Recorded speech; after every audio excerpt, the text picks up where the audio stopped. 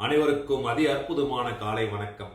உங்களின் ஒருவன் பி சுரேஷ்குமார். தினம் ஒரு திருக்குறள். இன்றைய திருக்குறள் அதிகாரம் மடியின்மை. ஆங்கிலத்தில் அன்ஸ்லகிஷ்னஸ் சொல்லுவாங்க.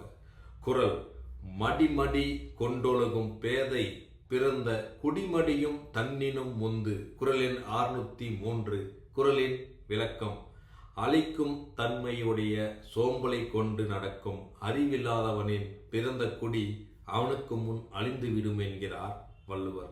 உதாரணத்துக்கு சொல்லணும்னா, அழிக்கும் இயல்புடைய சோம்பேறித்தனத்தை கொண்டு நடக்கும் அறிவில்லாதவர்களுடைய பிறந்த குடியானது அவர்களுக்கு முன்னே அழிந்து விடும் சொல்றாங்க.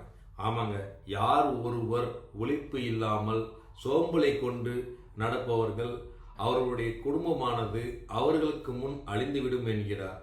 ஆகையால் இக்குறளை நாம் முன்னெடுத்து தெரிந்து கொள்வது, எக்காரணம் கொண்டும் சோம்பலை தவிர்த்து உழைப்பை மட்டுமே நம்பி வாழ்வில் வளம் பெறுங்கள். மீண்டும் திருக்குறள்: மடிமடி கொண்டொழுகும் பேதை பிறந்த குடிமடியும் தன்னினும் முந்து. திருக்குறள் கற்போம், வாழ்வில் உயர்வோம். முழுகாமல் முத்தில்லை, வெட்டாமல் தங்கமில்லை. உழைப்பு இல்லாமல் வாழ்க்கையில் வெற்றி இல்லை.